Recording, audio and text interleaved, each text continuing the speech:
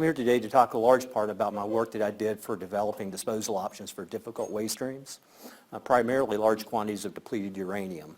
That also leads into another conversation that we can discuss during the panel session, which is related to greater than Class C waste. Just for some background and history on depleted uranium, in 1982, the NRC promulgated 10 CFR Part 61, defining uranium as Class A low-level waste.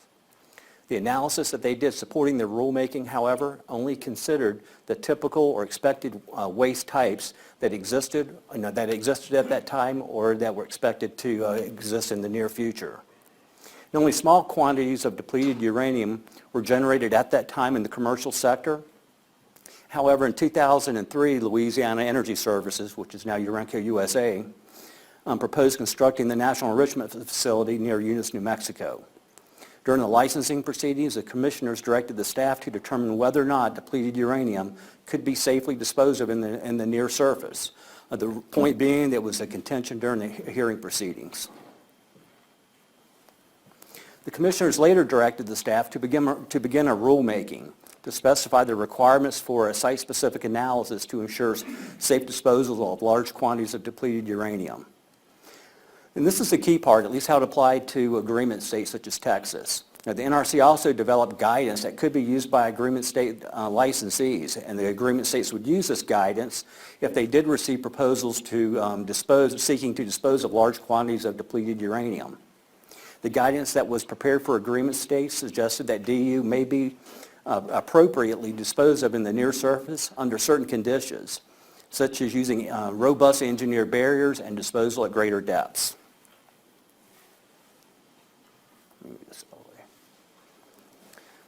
This graphic on the right sort of depicts everything. It shows the ingrowth of the daughters and how it behaves over time. Now, during the licensing proceedings, it was recognized that large quantities of depleted uranium, their decay characteristics are completely different than other typical types of low-level waste. And over long periods of time, the daughters ingrow over time, and especially for things such as lead-210 and radon. Now, the activity of some of these radionuclides were significant, especially in the distant future. But there's also some of these waste streams also had recycled uranium in it, which contained fission products and also mobile radionuclides such as technetium-99 that needed to be considered as part of a performance assessment. It was generally agreed that air sites perform much better than human sites, and that depth of disposal and engineered barriers are key to protecting public health. Now, the NRC initiated their rulemaking and established a framework for disposal of large quantities of depleted uranium in 2008. The technical approach, though, has changed several times. This just sort of calls out some of the most significant issues that have changed over time, and they've changed over time because of comments received during the rulemaking or by direction received from the NRC commissioners.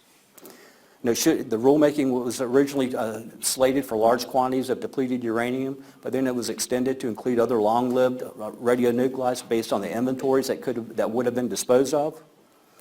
Also, as Chris had mentioned, it also originally addressed whether or not depleted uranium was properly classified as Class A waste, or should it be classified as Class B, C, or greater than Class C waste.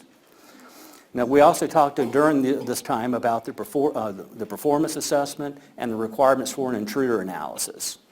There was times that part of the discussions also include should there be a period of compliance of 1,000 years, 10,000 years, or even 20,000 years was considered at one time.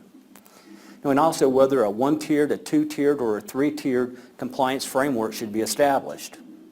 There was also contemplations about having a 10,000-year stability analysis, which also led to the requirements for defense in depth and also to help build the safety case. Sorry. Put some new water in, I was thirsty.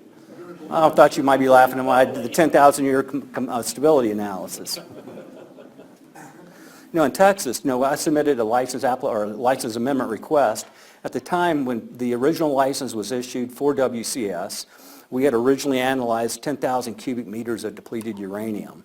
But because the NRC had stepped out in front and was contemplating a rulemaking and determining what the disposal requirements could be, the Texas Commission on Environmental Quality limited the disposals to only 10 nanocuries per gram of depleted uranium, and disposal of large quantities of depleted uranium were prohibited. And I also put activity limits for technetium-99, carbon-14, and iodine-129 until the performance assessment that supported the original license application could be greatly enhanced to move to a probabilistic gold SIM platform.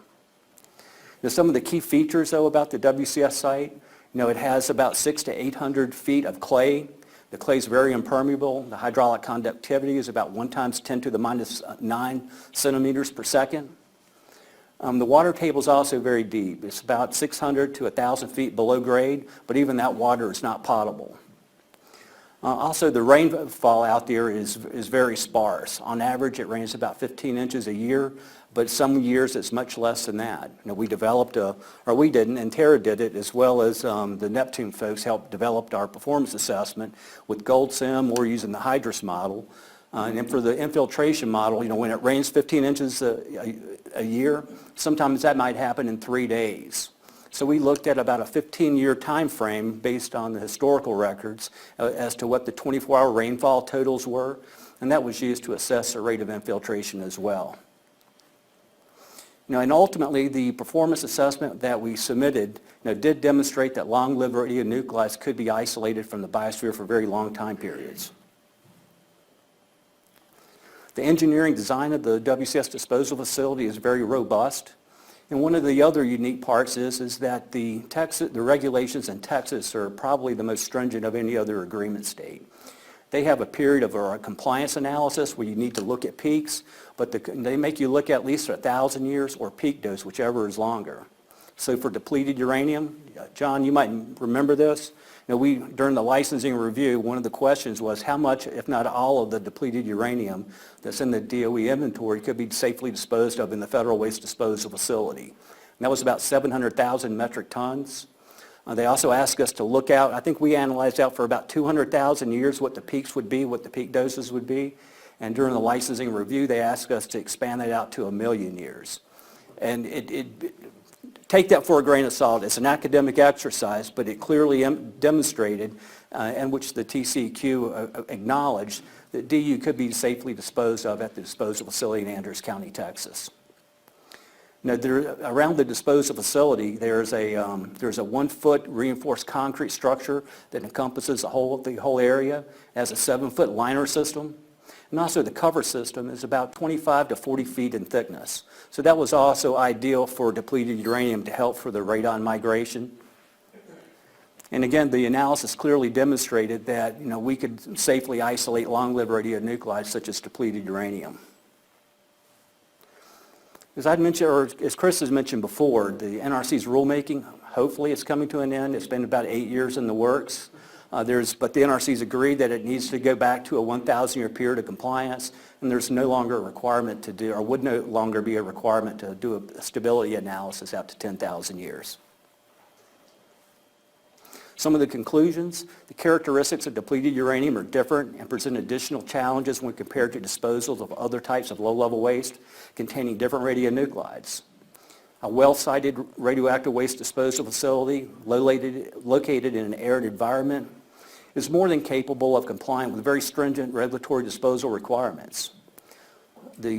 Texas, their approval of the major amendment demonstrates that disposal of long-lived radionuclides in a well-sited and well-engineered facility is capable of protecting public health for very long periods into the future. And that concludes my remarks. Thank you.